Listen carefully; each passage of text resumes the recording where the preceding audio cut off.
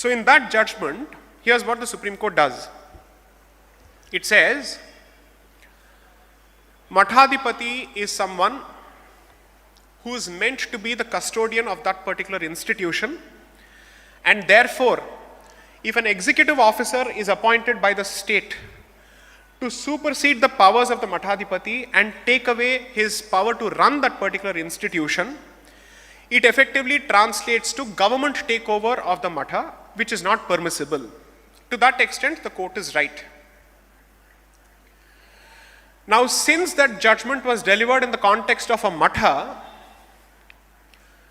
and this was in the context of the Hindu religious and charitable endowment legislations of then Madras Presidency, which included current day Karnataka, certain parts of Andhra Pradesh, and current day Tamil Nadu. The Tamil Nadu government said, since the judgment was delivered only in the context of a Matha, according to the Supreme Court, I can't take over a Matha, but I can take over a temple which is not connected to a Matha. So the logic of the state government is, it was a Matha which was the subject of the judgment, not a temple which is not connected to a Matha. And therefore, the freedom and independence that is available to a Matha is not available to those institutions that are not connected to a Matha. So today as it stands, as the law stands,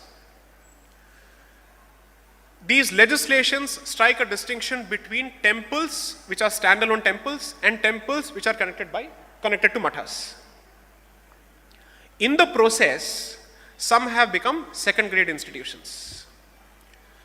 Now ask yourself a simple question. If the issue is of religious autonomy of a religious, or let's say autonomy of a religious institution, why should the logic be different between a Matha and a temple? What is the logic?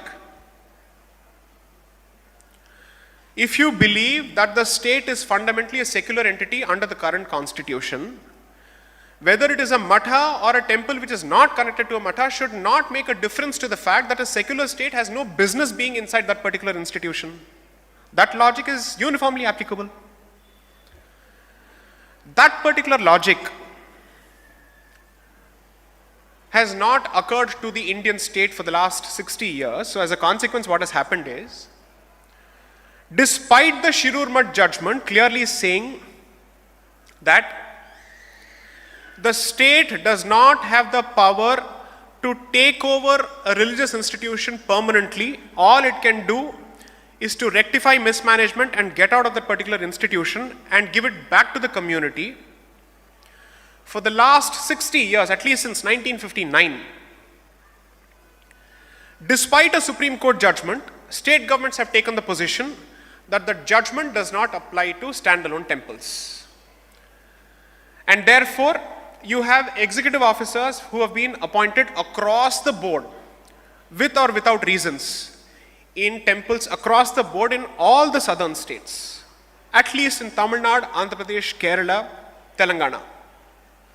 And the situation is not that different in, let's say, Uttar Pradesh. Uttarakhand has just come out with a recent legislation withdrawing its own let's say, control over temples, that too after massive public pressure.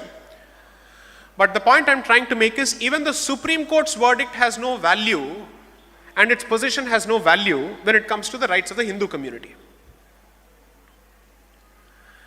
Now, therefore, if the problem statement is that either the institution sometimes does not understand your position, or even if it happens to understand your position by some happy coincidence, the state is not willing to listen to the Supreme Court, then what are the options left to the Hindu community?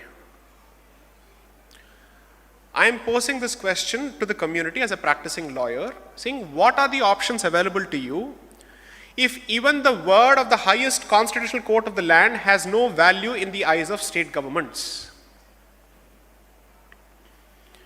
Now, what I have realized over the years, in my limited years of practice before the Supreme Court, or for that matter, any constitutional court, is that it appears that all arms of the state are fairly sensitive to public opinion.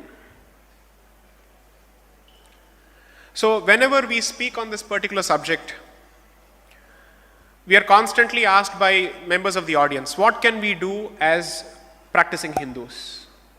What is it that we can do? So I will give a slightly mischievous suggestion. Make sure that any government appointee in a religious institution, especially in a Hindu institution, is pushed to the limits of compliance, which is to say, he must constantly fear questions from the public. It must not be an easy ride for him under any circumstances. I am not asking members of the public to do anything that is illegal.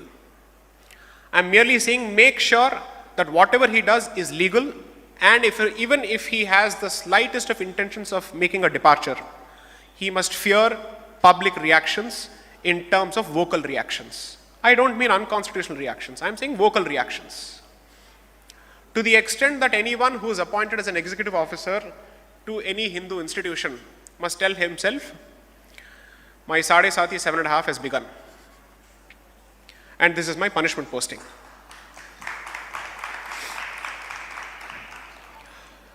Because I can come and tell you a few things about what the Supreme Court has said and what are the legal differences and nuances and technicalities. But I think it's time to arm the public with solutions, practical solutions.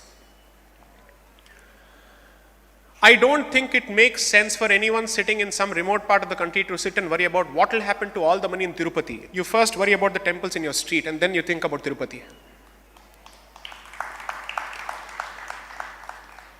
Unless and until you're able to make an example out of state appointees in institutions which are in your proximity and in your vicinity, you are in no position to sit and talk about Tirupati. Look at the scale of the problem there. Jewels are gone, gold is lost.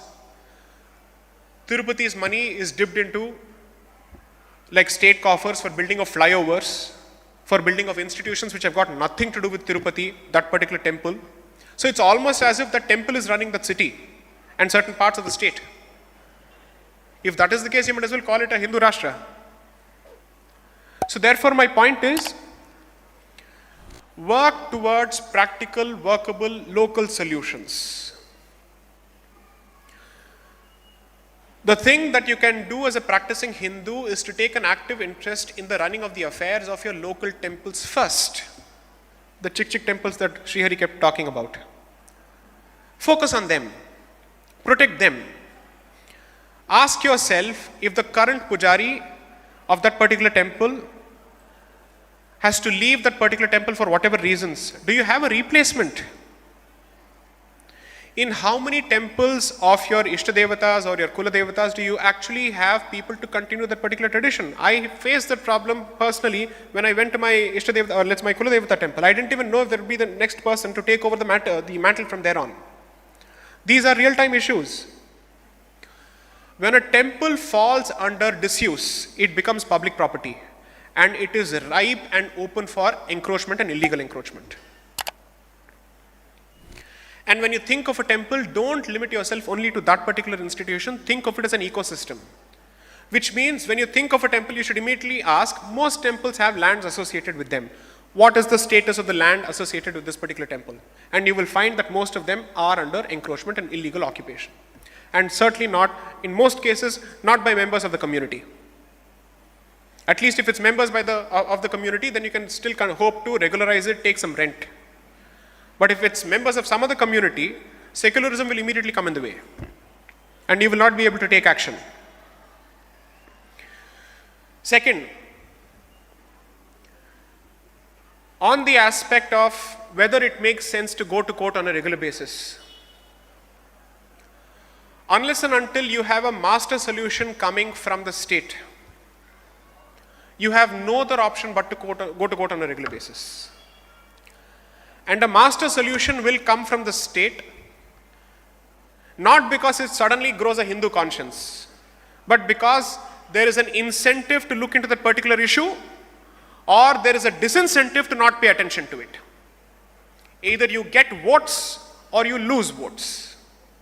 Only then the state will listen. And therefore it is time that this particular movement becomes a mass movement owned by members of the Hindu community and not by lone individuals here and there. It is time that this attracts a critical mass of people who talk about this on a regular basis.